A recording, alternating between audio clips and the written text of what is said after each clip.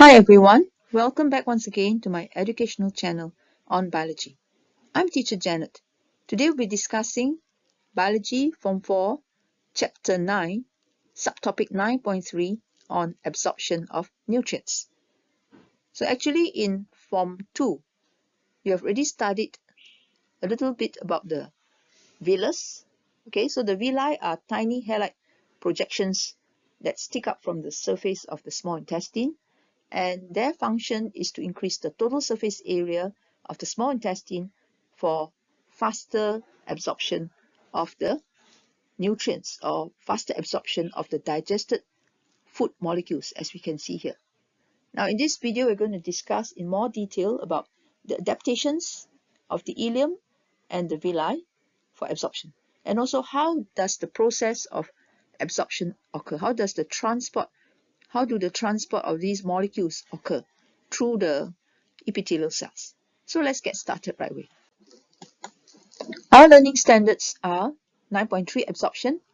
Number 1, after this lesson we should be able to identify the structure of a villus in the ileum, and also we should be able to draw the structure of a villus, a simple diagram of the structure of a villus. Number 2, we should be able to communicate about the adaptations of the ileum and villus in the absorption of digested food. Okay, so we are going to discuss the characteristics of the ileum, and also the villi in the absorption of digested food.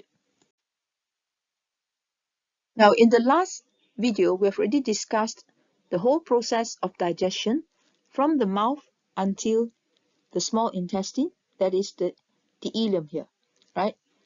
So after that, after digestion is the process of absorption. Okay, so absorption also occurs in the ileum. Digestion and absorption occurs in the ileum here, and the ileum is about 2 to 4 meters long. So it is well adapted to carry out the processes of digestion and absorption. Let us discuss more about its adaptations. Right, 9.3 absorption. Now what's the meaning of absorption or nutrient absorption? So nutrient absorption is the movement of digested food molecules such as glucose, amino acids, fatty acids and glycerol, galactose and so forth, from the lumen of ileum, the ileum, through the intestinal wall. So the lumen is a hole inside the ileum, all right? It is the part which has the digested food molecules after digestion is completed. And these food molecules, which are the simple food molecules, have to be transported from the lumen through the intestinal wall, meaning through this one layer thick of cells, the pink cells, which is the epithelial layer, into the blood. Okay, the red part here is the network of blood capillaries, or into the lymph. The lymph is found in the lacteal here, the yellow part, in the center of the villus. Okay, so into the blood in blood capillaries, or into the lymph, which is found in the lacteals here. Okay, the vertical structure here. Now, the ileum is the main site of nutrient absorption, and the ileum is the last part of the small intestine. So we have the duodenum as the first part of the small intestine, then we have the jejunum in the center here, and then lastly the ileum, okay, below here. So ileum is the main site of nutrient absorption. So let's think about the length of consider the length of the small intestine, okay? So the total length of the small intestine is about 6 meters, which is 20 feet. How long is 20 feet?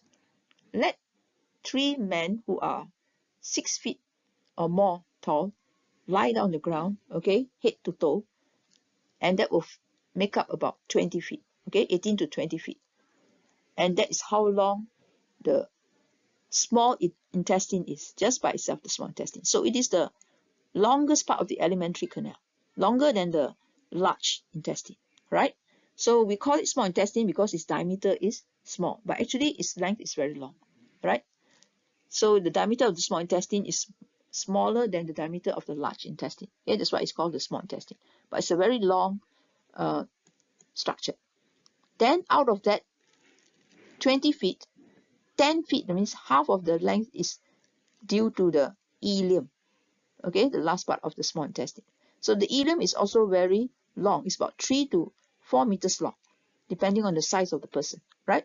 So this shows us that the length is very important as one of the adaptations for nutrient absorption, okay, in the ileum. So the small intestine has a large internal area, surface area, for nutrient absorption to occur quickly and efficiently, especially the ileum, okay? The small intestine, especially the ileum, has a large internal surface area for nutrient absorption to occur efficiently, quickly, and efficiently. So let's find out more about the adaptations of the ileum. Now here we see the cross-section of the ileum, and you can see that inside there are many tiny projections that stick up from the surface of the lining, okay, or the surface of the ileum. So this is a simplified diagram. It's even more complex than this, right? And apart from that, there are folds. The ileum, there are folds in the lining inside, which you cannot see here. So if we have to cut through one and magnify one section of this, we will see the villus, all right, projecting out from the surface of the ileum, just like a towel, which is used to wipe a wet hand, the wet hands, okay? So the towel has tiny hair-like structures that stick out, also to increase the total surface area for absorption of water, right? Likewise, these tiny projections called the villi, which stick out from the ileum, provide a larger surface area, increase the surface area for absorption of food molecules. So let's find out the adaptation of the villus, all right, which is an important essay question that can be tested. First of all, let's look at the epithelial layer, which is only one cell thick. And we can see the epithelial cells here, okay, and the goblet cells. So let's enlarge it here. We can see that each epithelial cell has a lot of microvilli on its surface somehow. So this will further increase the total surface area that's exposed to the molecules of food here, so that they can be transported across the plasma membrane here, and then this plasma membrane too, into the blood or into the lacteal, okay, into the blood capillary or into the lacteal. So apart from villi, we have microvilli, which help to increase the total surface area further. Then we have cells, the yellow colored cells here, they are called the goblet cells. Goblet cells contain mucus. So the goblet cell will secrete the mucus to cover the surface of the villus. So this will help to lubricate the food and the digestive tract, so that the food can pass through the digestive tract quickly and smoothly when peristalsis occurs. Apart from that, the villus will also, the mucus will also protect the cells and the lining of the intestine from damage caused by enzymes. Okay, now, so that is the epithelial layer consisting of the goblet cells and the epithelial cells. Now, what about the inside of the villus? So we have the two main methods of transport of the substances of the food molecules, and these are the network of blood capillaries and the lacteal. Let's talk about the network of blood capillaries first.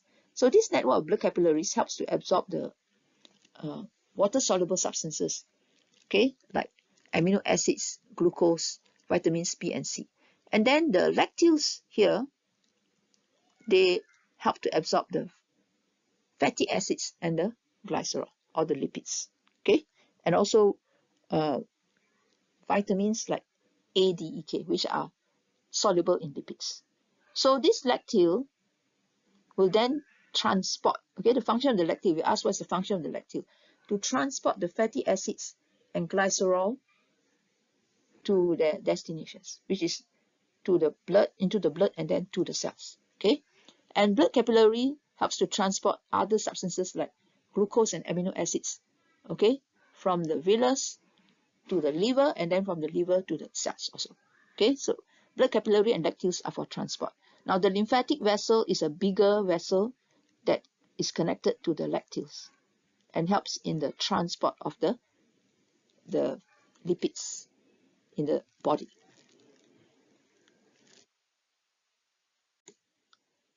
So here are the notes for the adaptations of the ileum and villus for their functions. Now, this is an SPM past year question, and it can come out in the essay section too. So this table has been well arranged for you.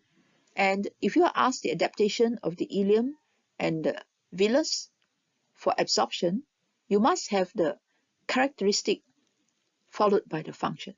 Or we can say the fact followed by the explanation. Okay?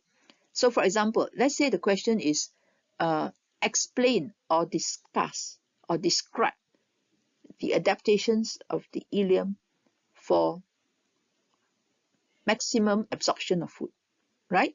So how do you answer this question? Essay question, let's say is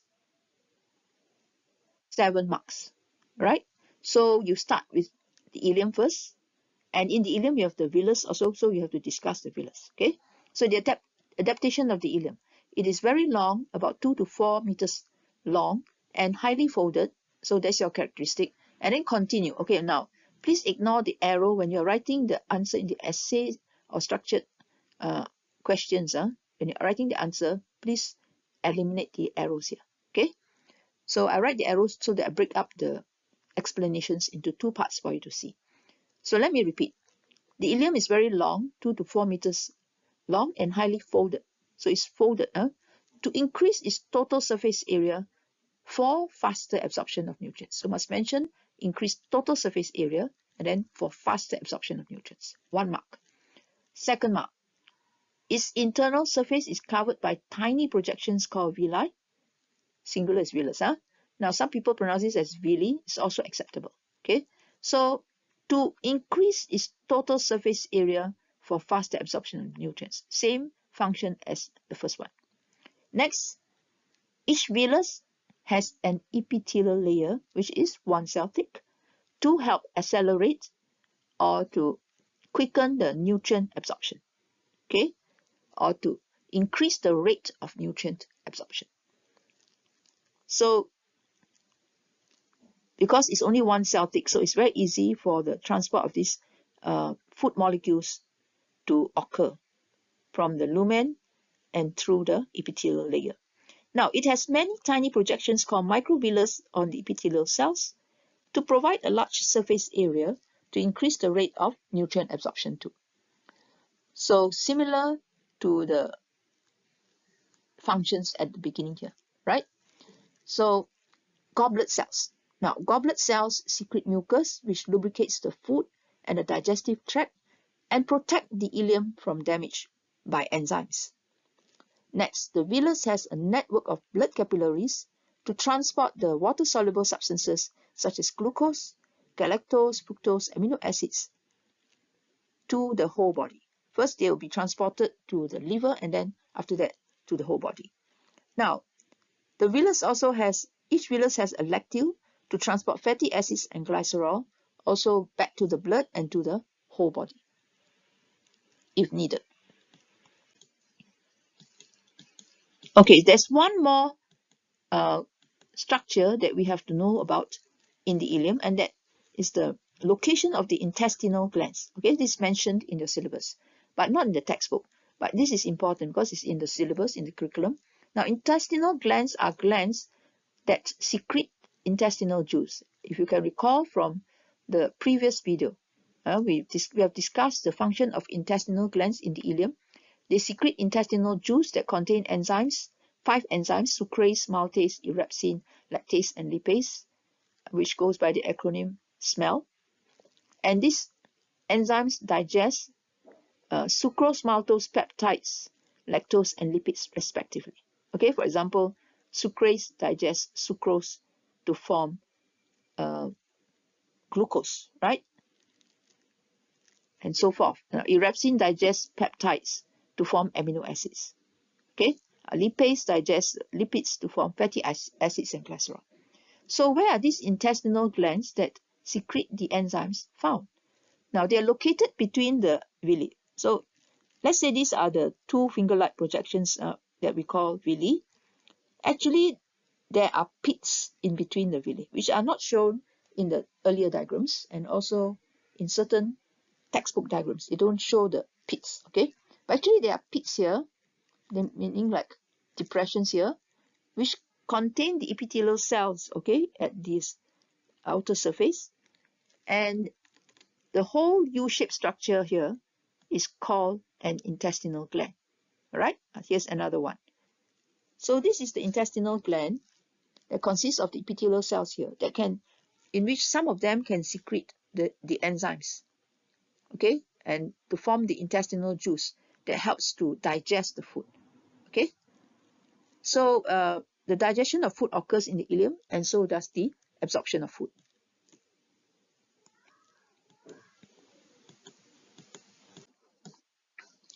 Right, now let's discuss the absorption of digested food after discussing the structure of the ileum and the villus. So there are two categories or two groups of substances. One is water-soluble and the other is lipid-soluble. So for water-soluble substances, they are transported or absorbed into the blood capillaries, which consists of the blood plasma that has a lot of water, okay? So like attracts like, okay? So in this case, water-soluble substances like glucose, fructose, galactose, monosaccharides, and amino acids, and water-soluble vitamins like vitamins B and C are all absorbed into the blood capillaries, okay? They are of the same nature, okay? Water-soluble substances and the water they are of the same nature. And then for fat-soluble substances or lipid-soluble substances, these are the fatty acids and glycerol and vitamins A, D, E, K. They are absorbed into the lacteals, which contains the ilium. The fluid inside is called ilium, and it is a yellowish, whitish substance, okay, inside the lacteals. So the lipid-soluble substances like fatty acids and glycerol and the vitamins will go into the ilium in the lacteals. Now here's something new that we have to know. What is the method of absorption of the food molecules in the ileum? What is the method of absorption of food molecules in the ileum? So the methods of food absorption, okay, can be summarized as consisting of 4 types, which you have studied in chapter 3 when we discussed the transport of substances across the plasma membrane, okay? Because these food substances have to move through the plasma membrane of the epithelial cells, right? And then into the either the blood or the lacteals, either the blood capillaries or the lacteals. So they have to use the different ways of transport of substances. For example, if you can recall back in chapter 3, the S stands for what? Simple diffusion.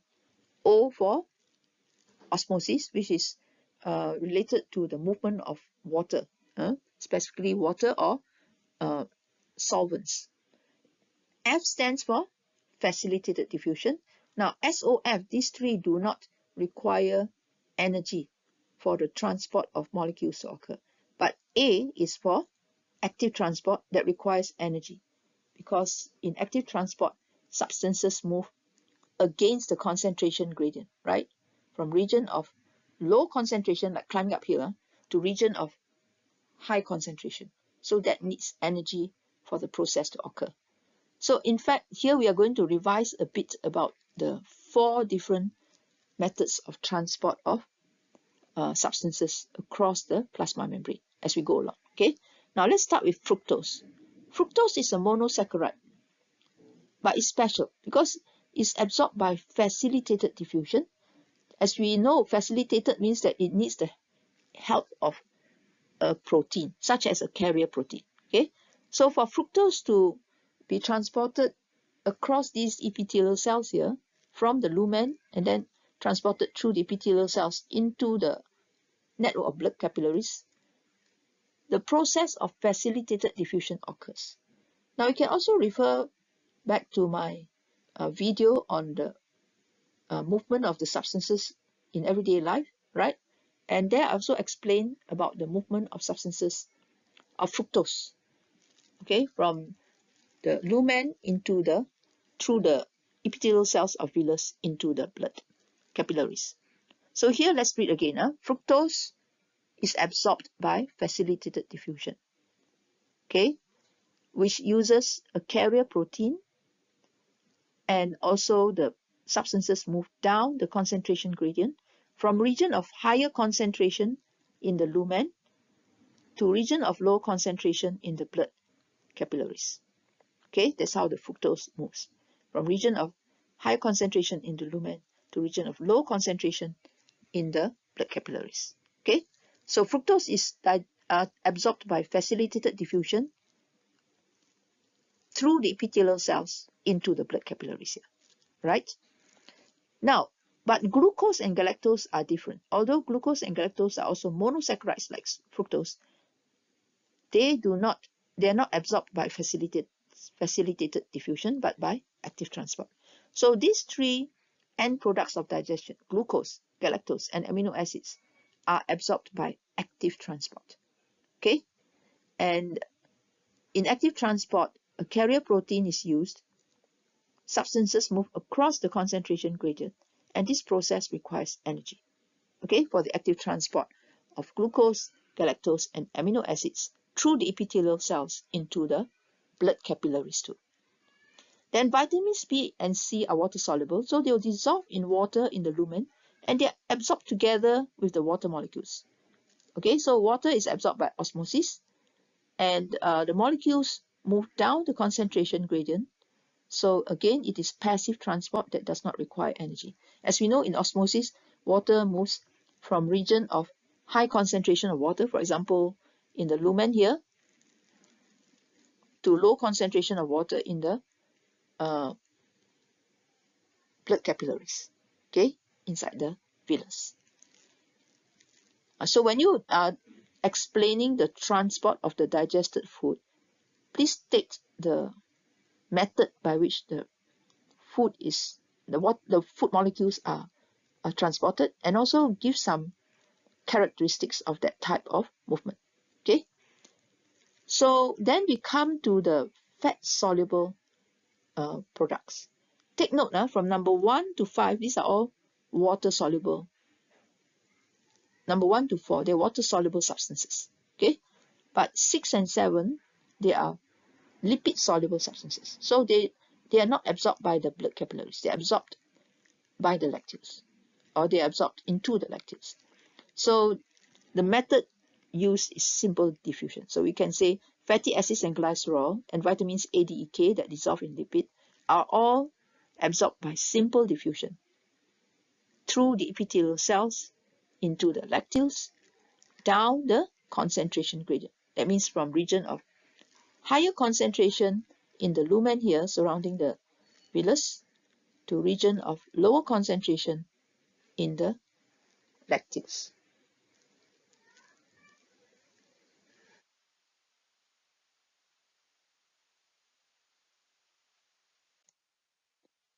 Now, how about alcohol and drugs? So this is mentioned in your textbook, so we'll just go through it quickly.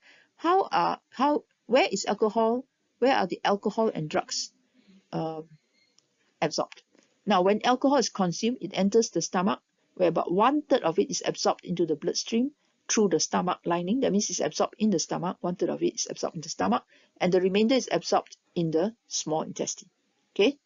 Now, for pills or drugs or medication that are swallowed, they first have to dissolve in the fluids in the stomach, okay, and after that, or they will dissolve in the fluid in the small intestines. But most of the absorption of drugs or medication takes place also in the small intestine. Right, so we have finished discussing the process of absorption and also the structure of the villus and the adaptations of the ileum for absorption. So let's look at the exercise here. Formative exercise 9.3. Name the main structure in the ileum which are involved in the absorption of digested food. What is your answer? Okay, the main structure in the ileum which are involved in the absorption of digested food. Okay, this structure is present in large numbers in the ileum. So what is it? Yes, it's the villus.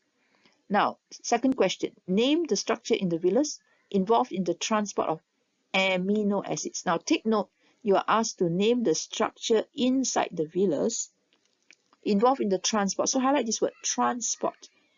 Okay, now you're talking about the transport of the end products of digestion. So what is the structure that is involved in the transport of amino acids? There are only two structures involved in the transport. Okay, so the answer is the blood capillary. Okay, inside the villus is responsible for the transport of amino acids. How about lipids? Yes, lacteal. How about fructose? Blood capillary. How about vitamins A, D, E? Now, are these fat soluble or water soluble? Yes, they are lipid soluble or fat soluble. Okay, so they must be transported in the lacteal. Okay, and then vitamins B and C, yes, they are water soluble, so they are transported in the blood capillaries, okay, to their destination. Okay, let's look at the next question, which is an SPM past year question that came out in the structured section.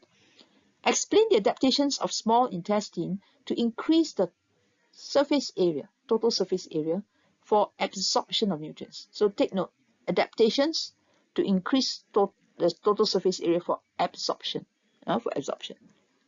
Right, try and plan your answer first. You can pause the video for a while, and then after that, we'll look at the answer. So this question is also found in your formative exercise, okay, in the textbook. Right, so firstly, we can say that the small intestine is very long, and the inner layer of the small intestine is highly folded.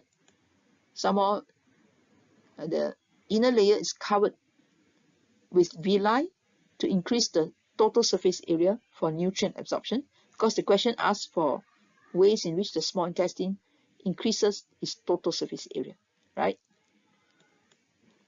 And apart from the villi, there are microvilli on the epithelial surface of the villi to further increase the total surface area for for faster absorption of nutrients. All right.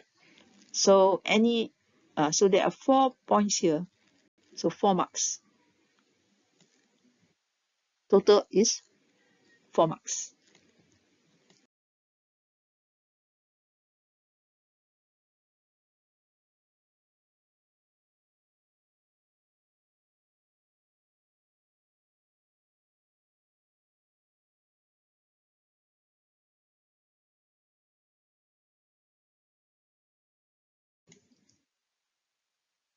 Now, lastly, explain how the following substances are transported across the plasma membrane of epithelial cells in the ileum during absorption. How the following substances are transported. Okay, so think of so far the 4 methods of transport of substances. Okay, now A, amino acids, glucose, and galactose. So first you have to think about whether it's fat soluble or water soluble, and then also whether it involves energy or no energy.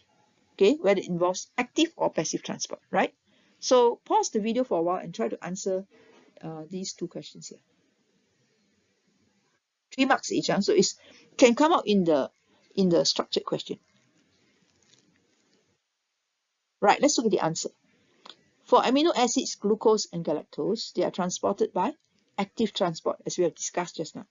Okay, now that's only 1 mark. So the other 2 marks will be for the characteristics of active transport.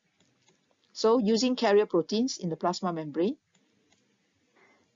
across the epithelial cells into the blood vessels. So state from where to where. Okay, and we also mentioned the characteristics of active transport. It uses carrier proteins and it goes against the concentration gradient. The movement of these amino acids, glucose, and galactose is against the concentration gradient.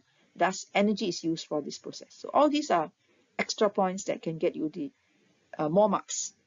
Now, how about fatty acids, cholesterol, and vitamin E? Yes, These substances diffuse by simple diffusion, not active transport, across the plasma membrane of cells into the lacteal, okay, not into the blood capillaries, but into the lacteal, down the concentration gradient, okay, because it is simple diffusion, doesn't require energy. So energy is not required. And the substances move from region of high concentration to region of lower concentration, down the concentration gradient. Right. So that's all for this lesson. I hope you have benefited from it, and I hope the questions have helped you to understand what type of questions may be asked in the exam. Right?